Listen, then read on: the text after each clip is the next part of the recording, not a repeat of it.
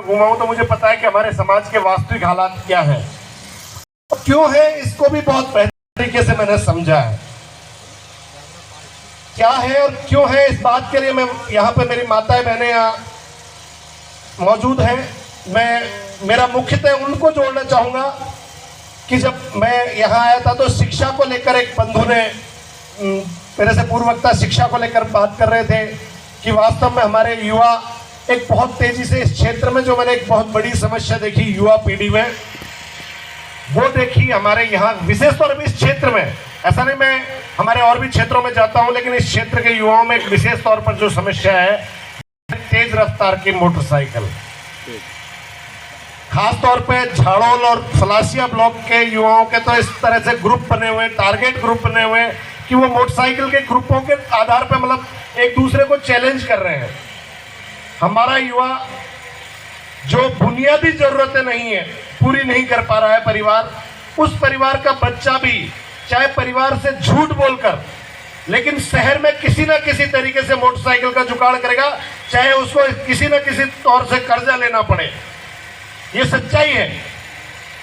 और उस मोटरसाइकिल पे फिर एक के बाद उसके बाद धर्राटेदार मोटरसाइकिल चलती है। जिस युवा से हमारा परिवार उम्मीद लगाए बैठा है, वो युवा उस तेज रफ्तार की मोटरसाइकिल के चपेट में आता है और पूरा परिवार तबाह हो जाता है।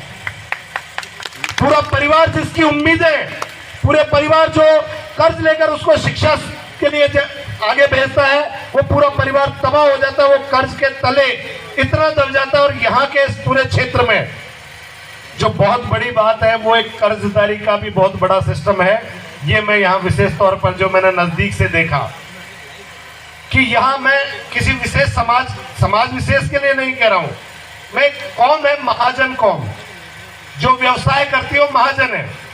और इस क्षेत्र की महाजन कौम, खास तौर पर ये जो शोषित वंचित तबका है हमारा, अगर आदिवासी भाई बात करो, हमारे यहाँ का दलित भाई बात करो, या हमारा अन्य जो समुदाय जो शोषित और मजदूर वर्ग है, उस सब यहाँ के महाजनों के कर्ज तले दबे हैं। और कर्ज के तले इस तरह दबे हैं क्योंकि हमारे लोगों में शिक्षा का अभाव है। उन्हें नहीं पता होता कि कितना उन्होंने पैसा लिया, उस कर्ज के दलदल से वो कभी बाहर नहीं निकल पाते, कई पीढ़ियों तक नहीं निकल पाते। तो मेरा विशेष तौर पे यहाँ माताएं बहनें जो हैं, उनसे अनुरोध है कि शिक्षा को लेकर हम जब काम करते हैं तो एक परिवार में माताएं बहनों की एक बहुत बड़ी जिम्मेदारी होती है कि लड़का तो पढ़ ही रहा है, लेकिन लड़के के साथ साथ हम हमारी बेटियों को पढ़ाएं। यहाँ पर मैंने काफी हद तक महसूस किया कि क्योंकि ये हमारे गुजरात से लगता हुआ बेल्ट है, छोटे बच्चों को मजदूरी के लिए गुजरात भेज दिया जाता है। मैं बहुत कड़वा बोलता हूँ इस बात पे, जब छोटे बच्चे मजदूरी के लिए, अगर हम परिवार में मजदूरी के लिए छोटे 8-10 साल के बच्चों को मजदूरी के लिए भेज देते हैं। आज उदयपुर शहर के आधे से ज्यादा रेस्टोरेंट पर अगर बात करूं, छोटे छोटे चाय की थड़ियों पे बात करूं, तो हमारा 4-5 साल 6 साल का बच्चा चाय के कप देता हुआ नजर आएगा। वो छोटू ज्यादा से ज्यादा अगर देखा जाए तो अधिकांशतः हमारे समाज का बच्चा होता है। मैं बहुत कड़वा बोलता हूं इस बात के लिए कि अगर आप अपने बच्चे को लालन पालन पोषण नहीं कर सकते, उसका ढंग से पेट नहीं भर सकते, उसको पढ़ा लिखा नहीं सकते, तो आपको कोई हक नहीं है बच्चे पैदा करने का। इससे बढ़िया है कि आप शादी करते वक्त नसबंदी करवा लीजिए। अगर आप अपने बच्चे को पढ़ा लिखा नहीं सकते, उसको 6 साल के बच्चे को मजदूरी में झोंक देते हो।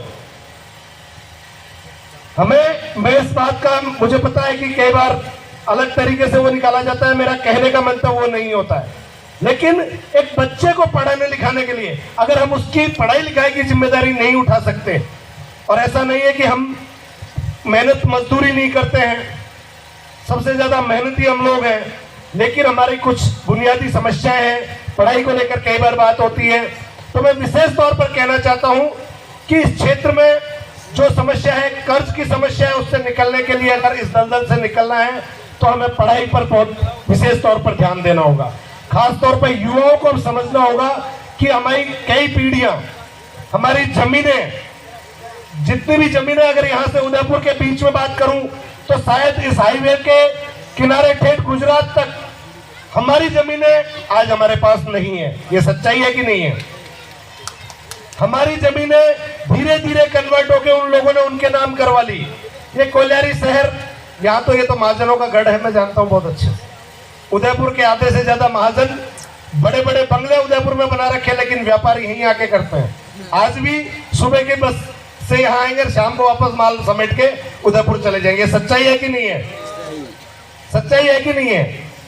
तो आखिर हमें एक दूसरी तरफ बढ़ना होगा, छोटे रूप में व्यवसाय के तौर पर भी बढ़ना होगा। मैं जरूरी नहीं है कि हर साथी सरकारी नौकरी लगे। बहुत पहले जब मैं यहाँ आया करता था तो हमारे एक भाई ने हाईवे, जब ये रोड हाईवे नहीं बना था लेकिन काम चल रहा था, तो उस समय हमारे एक भाई ने जोहार टी स्टॉल करके अपने पीपलवाड़ा ये माधवी चौराहे के वहां पे जोहार टी स्टॉल करके, तो मैं जब भी जाता था, पहले मैं शायद यहाँ से उदयपुर के बीच में कभी चाय नहीं पीता था, लेकिन मुझे जब से उस पर नाम देखा तो मैंने पहला प्रयास किया कि मैं रोज एक बार जब भी निकलूंगा चाय जरूर पी के जाऊंगा। एक अपनत्व तो जुड़ता है कि हमारा अपना है। अगर हम व्यवसाय में आएंगे, व्यवसाय में धीरे, मैं ये नहीं कह रहा बहुत बड़ा, छोटे छोटे व्यवसाय, यहाँ पर छोटे छोटे व्यवसाय के बहुत ऑप्शन है, और व्यवसाय में आएंगे तो हमारे लोग एक दूसरे से जुड़ेंगे, एक दूसरे के साथ कारोबार करेंगे, तो जो पैसा हमारा दूसरे लोगों के हाथों में जा रहा है शायद वो हमारे समाज के विकास में काम आए, हमारे समाज को आगे बढ़ाने में सहयोग करे।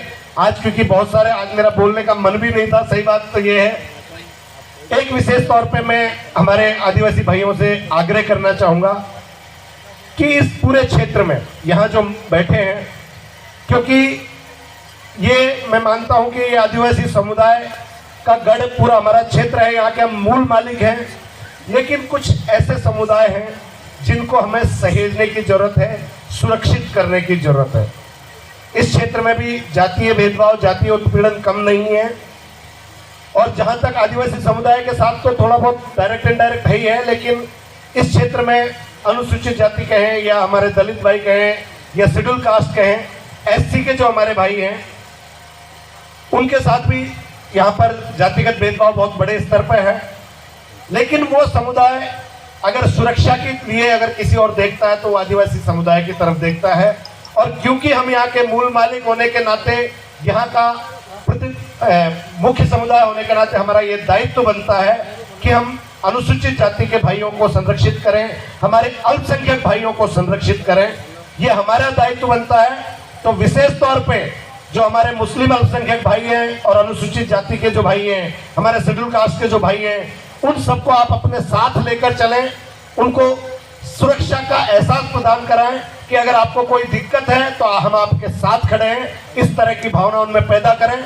विशेष तौर पे इस चीज का ध्यान रखें। तो आज में कि हम अपने स्तर पर, आज में खास तौर पर हमारे समुदाय के सभी भाइयों से प्रण के तौर पे यहाँ आप सभी एक चीज का प्रण लेकर यहाँ से जाएंगे, हाथ उठाकर इस बात का प्रण करें। वैसे हमारे समुदाय में ऐसी परंपरा नहीं है कि आदिवासी किसी के साथ भेदभाव नहीं करता है, लेकिन अब विशेष तौर पर आने वाला कल जो हम देख रहे हैं, उसके लिए हमारे इन अल्पसंख्यक भाइयों का और हमारे अनुसूचित जाति, हमारे शेड्यूल कास्ट के भाई का हमें साथ लेकर आगे बढ़ना होगा।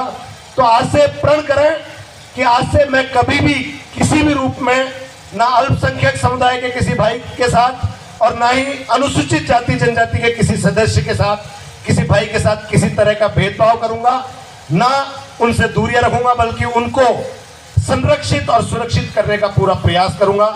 आज इस जगह से हम एक प्रण लेकर आगे बढ़े। इन्हीं शब्दों के साथ मैं आप सभी के साथ एक बार अपनी आवाज को बुलंद करना चाहूंगा। एक बार आप सभी मेरे साथ जय जोहार का नारा बोलेंगे। जय जोहार का नारा है, भारत देश हमारा है। जय जोहार का नारा है, भारत देश हमारा है। जय जोहार, जय भीम, जय भारत।